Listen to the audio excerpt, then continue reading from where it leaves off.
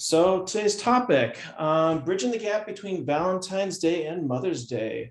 What should you be doing basically in the interim, how to succeed, and how to take some of the momentum of the last year, year and a half, 2 years, and kind of move right into Mother's Day with, campaigns and a bunch of other things too. Quick introduction. My name is Stuart Blessman. I'm the Director of Digital Marketing at Punchmark. Been with Punchmark now since about July of last year. But previous to that, I've worked in high-end grocery, furniture, tons of different B2C and B2B industries over the last 15, 20 years. So hopefully come armed with a little bit of knowledge and excited to bring it to both Punchmark and well as the rest of you in the jewelry industry. So quick little introduction to Punchmark and who we are. We're a jewelry specific websites and e-commerce and digital marketing platform and company. So we've been in business since 2008. We have over 500 clients, handful of marketing clients, kind of a mix and match between websites, e-commerce and digital marketing. We're based in Charlotte, North Carolina. We're all pretty much local within North or South Carolina, can make the easy commute. And we've had huge company growth in the last 2 years. The Punchmark platform, we're on its 6th iteration, comes out with regular updates, performance improvements, new integrations, new vendors, new products and stuff. Plus, we're upgraded fully with, the Edge. We work with ClearSale, and we want to make certain that the platform and the websites we produce are always regularly updated for mobile speed, responsiveness, technical SEO, and all that fun stuff. If you don't get sick of me after this presentation, I and a bunch of other people are readily available on In the Loop. It's the #1 jewelry industry podcast. We'd love to have you come on board, be a guest, listen to us, and take a look at some of the different podcast topics we've been introducing. All right, let's talk about jewelry and Valentine's Day 2022. So what's been happening lately? We all know that the jewelry industry and e-commerce as a whole has been having record massive growth in the last few years. Pretty much every day I see another news article about how retail is doing, how more and more people are selling online, and just in general, how there's been this seismic shift from everything basically being fully brick and mortar toward a hybrid, toward multi-channel, omni-channel, whatever it might be. Some of the big highlights you might have noticed is that, this past Valentine's Day, sales have been up significantly. Overall retail across pretty much every industry went from 21.8 billion in 2021 to 23.9 billion in 2022. I wouldn't be surprised if as the month of February ends, we start seeing that 24, 25 or higher number. What we've been seeing from our 500 or so website and e-commerce clients is roughly 30 to 50% growth across the board. A number of people have just been seeing, substantial increases, whether it's their e-commerce sales going up, their overall website traffic, number of appointments, or just, the phone's been ringing off the hook and people are coming in and placing orders. I've also seen across the board that social media, for the most part, drove the majority of traffic, but it was one of the lowest converting channels for people. You'd see like 80, 90% growth in social, tons of traffic come across, but it was organic social media, organic traffic through like Google or Bing that ended up converting them. Question as always, what led to them finding you? How did your brand get across to them? And how did they know what to purchase from you when they came to you and started searching for you in Google? So Mother's Day is coming up. What should your store be doing to market to your audience in the 83 days, or less time now actually, since Valentine's Day? There's plenty of time to prepare your messaging, kind of get your audience built up, build your advertising machine, and make this your store's best Mother's Day ever.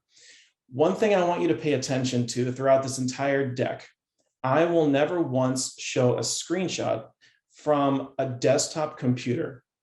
That's because by now, the majority of traffic, both online, the majority of Instagram, Facebook, all their audiences is purely mobile. And mobile will be what's going to lead to the most success for your store and business going throughout the rest of 2022 and heading into the future. So actually, the 76 days to Mother's Day, I managed to update this slide earlier. Back of the napkin math wasn't working anymore.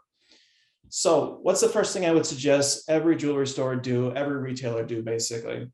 First, build your brand advertising machine. Every time somebody Googles your name, searches for you on social, searches anytime they have a chance to interact with you and your company and know you by name, what is the primary message you want to get in front of them? Right now, I would basically say that should be some kind of soft messaging around different kind of services you have, messaging about the different products, different brands you carry, but also start laying the groundwork. Pre-book your Mother's Day appointment. If you have something going on regularly that's like, hey, we have an in-store special where you come in here and we give you tickets to the local symphony, or we got some kind of discount going on with like a local partner, something like that. This is the perfect time to kind of get that messaging in front of them. Essentially, you want anybody who ever Googles or searches for your name to see you show up, and use advertising to change the message that Google or Bing or somebody else would default show. You don't want to just say that we're a store, we exist, we have a brand, we have a brick and mortar. It needs to be more specific. Engagement ring settings, we have a master jeweler on staff. Here's how you can call us directly. Have that phone, have that number right there and ready. Another important thing, if you don't have it already, get your pixels, get your tracking tags, get everything like that set up on your website. They're less powerful than they used to be, but they still have a lot of audience potential, and you want to get everybody captured. Anybody who's been to your website, anybody who's purchased from you, anybody who's looked at specific pages, start building those audiences now, so you'll have the data and the audience file essentially to use later for campaigns. All right, quick little timeline. Here's how I kind of have it broken out. This basically is just kind of showing that there's plenty of time to get a lot of big things done. Some of these might take a little less time than others, but there's a lot of things that we can do between now that would not only benefit you for Mother's Day, but also going into the future. Step one, prepare your strategy and lists. We'll go over each of these individually later. Step two, create basically a curated Mother's Day category, landing page, buyer's guide, whatever it might be on your website, and have it available. Step three, begin clienteling / email marketing. Step four, launch your campaigns. And step five, or part five, Mother's Day. Starting first with your digital strategy and messaging. I'm guessing the majority of you have been in business for a number of years, so you have probably years, if not decades worth of data showing what are some of the messages, what are some of the products, what are some of the price points and offers that were most popular and brought in the most audience / led to the most sales in the past. So I would ask yourself first and foremost, or just even write this down right now if you're taking notes, what was the best performing offer over the last couple Mother's Days? Don't look at 2020, look at the ones around it, but even 2020 might give you a little instinct. It might give you a little instinct in terms of what the message is you want. Second, ask yourself, when you last ran Mother's Day campaigns, were you updating your audience regularly, or was it kind of a, they should know, or we have a YouTube ad, we have a television ad that's been running regularly over the last couple of years? Make certain that this time around, everybody who's a member of your audience is seeing your primary message and offer pretty much every day. It won't get annoying, trust me. Third thing, have you updated your Google Business Profile with special hours? So Google Business Profile is the new name, they're always changing it, for Google My Business. So whenever you log into Google or somebody searches for a brand on Google, you see on the right side or in mobile, you'll see the store name pop up, store images, store hours, things like that. That's what Google Business Profile is now branded as. You want to make certain ahead of time that you update that with any special offers, special messages, and special hours, plus have, the phone numbers, all that kind of stuff in place. All right. When you're getting ready to prepare your audience and lists, there's a couple things I would recommend. The first one, clean your lists. This is a key thing, not only to save you money, but to get a better ROI out of your email marketing, SMS, whatever it might be. First thing you want to do, anybody who hasn't opened an email from you over the last 2 or 3 years and hasn't purchased from you no longer deserves a place in your list, period. Segment them out. Either do like a Dear John, we're sorry to see you go kind of campaign to try to win some of them back, or just export them and stick that digital file in your file cabinet for use later. Having a large list is not a good thing anymore. Not only does it cost you more money, but it can actually lead to harm in your deliverability. MailChimp, et cetera, might actually send your email to fewer people because you're basically have a 10,000 list and only 2,000 people care about it. You want to clean your list. Create a custom audience. So we mentioned before about how you can use, the pixel for retargeting in the future. Right now, you want to start thinking, what is the perfect Mother's Day audience for the price point / your local market that you want to target? So let's say you go onto Facebook. You want to grab anybody who's, let's just say 22 to 24 years old, up to maybe 45, and basically say, this is one audience that we can use to target Facebook ads to or speak directly to, who we know probably has a mother, is probably of a significant age that they have, credit, they might have a good job or two, and they'd be willing to buy a nice gift for that person in their life. You want to basically kind of go from there. Are there specific kind of ads and campaigns or products that would appeal more toward a daughter buying for their mother or a son buying for their mother? Me personally, in the past, I've not bought my mother jewelry, but I have contributed to birthstones, things like that, where I know it's going to be a group order, and I would pass that thing over to my dad to help facilitate / pay for the majority of it, while at the same time making certain I got her, flowers and roses and things like that. This is where you might have a sense of what your local market is like, but you want to essentially kind of think in terms of the buyer personas, ultimately, who's going to be buying from. Create those as custom lists and then just save them as like, Mother's Day _1 or Mother's Day sons, whatever it might be. So you're targeting them and you want to speak directly to them. Create a curated guide or landing page. So at Punchmark, for a lot of our marketing clients, we've been creating these seasonal holiday guides, basically a number of product categories, product price points, products that are kind of either shown through data to be what people will buy online or what the jewelry store itself wants to kind of promote to the audience during this event. The things I would definitely suggest is when you're creating this, making certain that you have a pretty good URL for this. So storename.com /mothers-day, perfect. Can be used literally every year. So if anytime anybody might bookmark that link, they'd still have for next year, they would just all of a sudden get new products each year. Make certain you're choosing appropriate product price points. So I've seen online that the average price point sold for jewelry is roughly around $450, $550, kind of in that product range. However, Valentine's Day historically is typically around like 165-ish price point as a gift.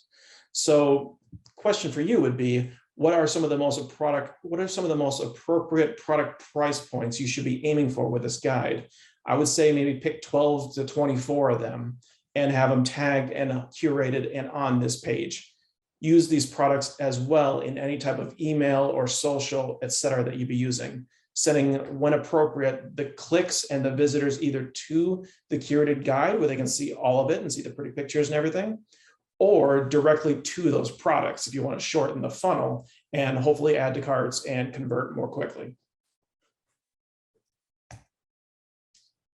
Clienteling and emailing your list. So we talked before about segmenting your email list. I would say you should also do this with your existing client base.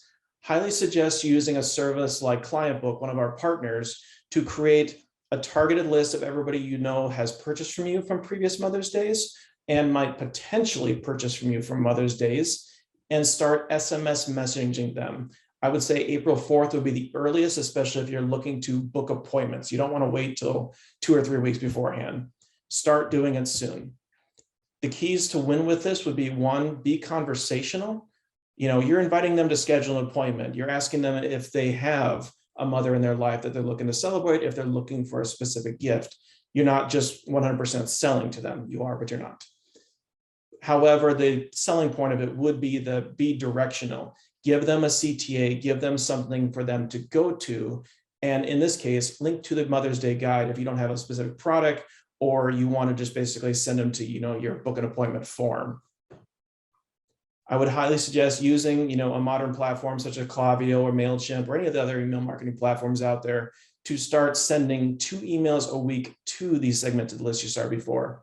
The first email, send it either Monday or Tuesday. Monday is good for if you want to pre-book an appointment for the next day kind of thing, but I understand a lot of stores are closed on Monday.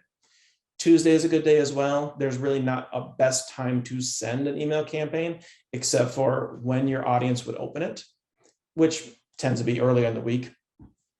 The second email I'd highly recommend sending every week would be a same version or a quicker call to action version to that exact list, but only to the ones who didn't open the first one.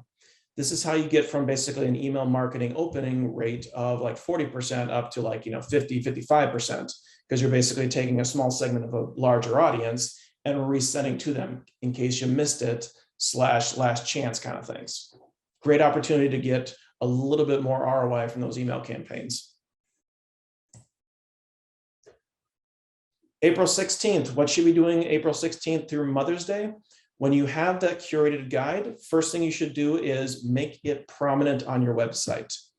So we all know that slideshow banners no longer work well when it comes to e-commerce stores. We have 10 plus years of data basically showing that 90% of the clicks are always on that first slide. Every slide after that is less than nothing almost.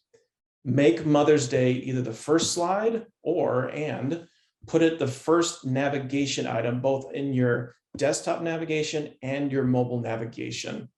So Mother's Day is the biggest thing coming up, unless you have something else going on like a trunk show or something. I would highly suggest putting that in front of people now, especially so that they can start thinking, oh yeah, Mother's Day is coming up. I should be thinking about mother. Start targeting new YouTube, Facebook, and Instagrams to those custom audiences we talked before. So where we're at with social media, I told you I'm going to go fast with some of these things. A lot of social media right now is basically kind of dead organically. TikTok tends to be the best one out there for any type of organic reach. And Facebook and Instagram's organic reach is somewhere in like the 1% to 2% of your followers kind of range. When you have these custom audiences that you can put a post in front of, think of it as a post less than an ad.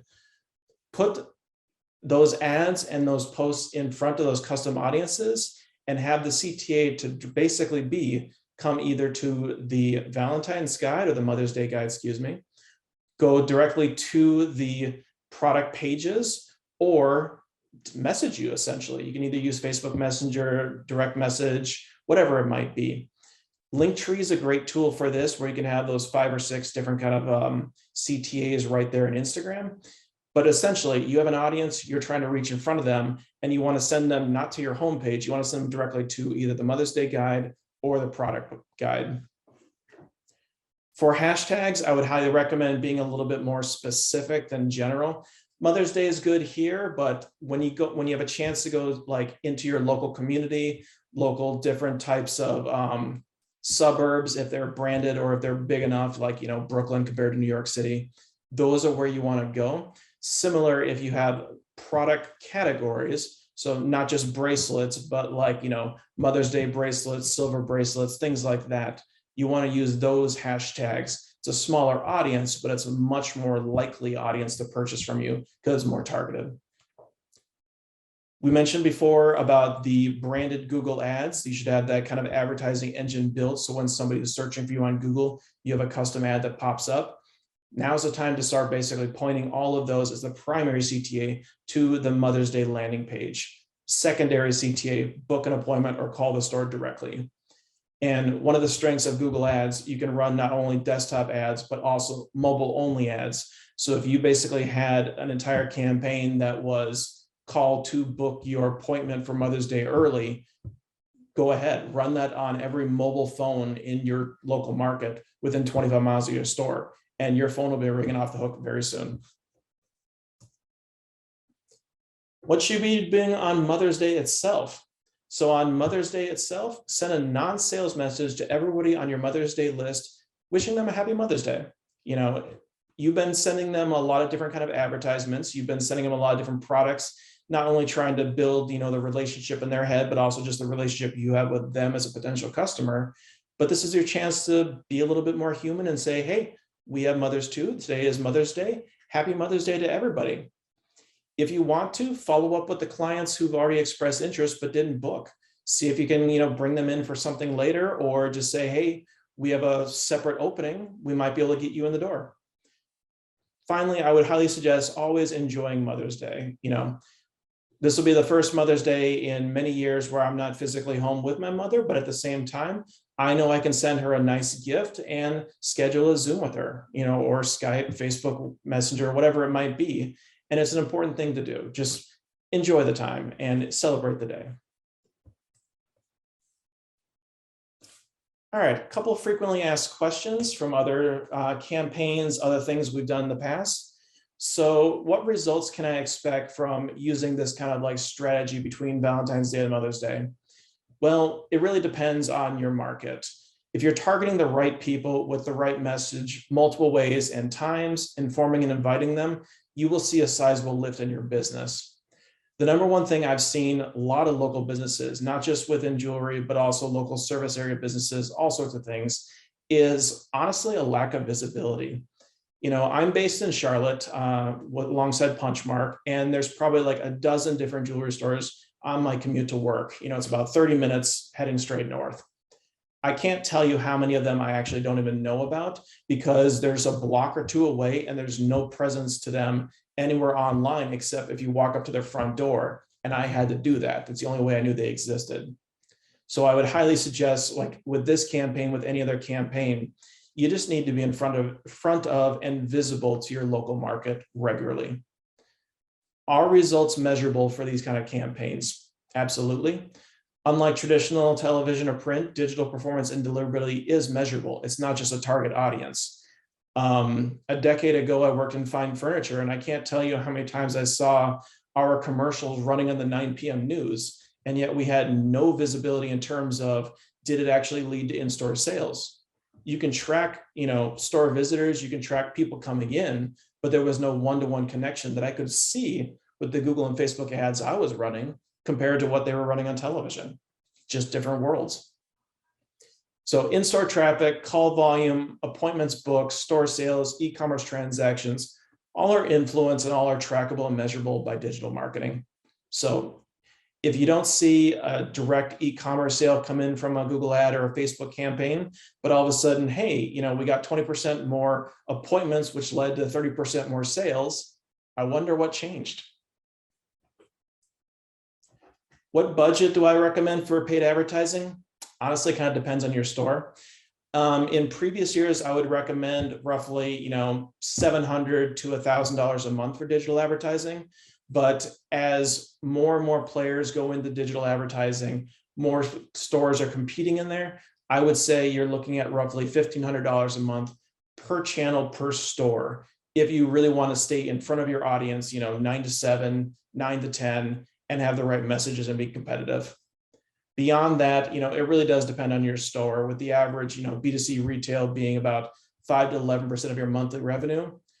I would say whatever you're comfortable putting in there is good, but just know that Google and Facebook do have some minimums to be competitive nowadays. What should I do after Mother's Day?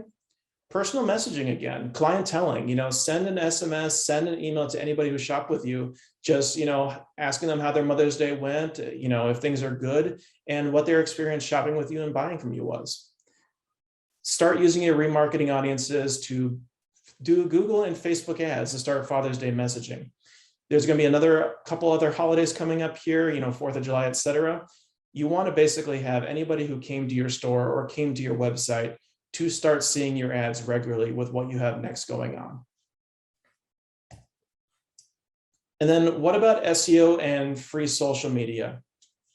Evergreen blogs, those are a great way to kind of showcase some of your in-store brands, evergreen jewelry gifts, etc. But it's something that will take long-term to build up engagement and results. Blogging right now is a great way of adding new additional content to your website, but it's a slow burn, just like with anything organic nowadays. Facebook organics engagement has followed directly a lot over the last few years. We're at roughly 0.05% to 0.29% of your followers now. Those are the latest statistics. There's not a lot of ROI from regularly posting Facebook messages. If you were going to do a lot of social media going into the new year and for Mother's Day and want to do it organically, honestly, TikTok is your best bet. It's still the best organic platform out there. If you create and share TikToks daily, you'll start kind of like really building in that organic following and have a lot of assets you can use in multiple other places and platforms. I understand that it can take a lot of time and effort to create a lot of TikToks. So the best thing I would suggest is create the same video 10 times, find a format, find, the music, whatever it might be in the video creative that gets really good engagement, and then just make 10 of them, swapping out the jewelry each time. Very simple, very easy. Can do a lot of that probably in just like, a couple hours in a day. And then you'd have content for the next, 3 weeks at least. Reuse the same video on all the platforms too. That's a really great way to get reuse out of like micro content strategy.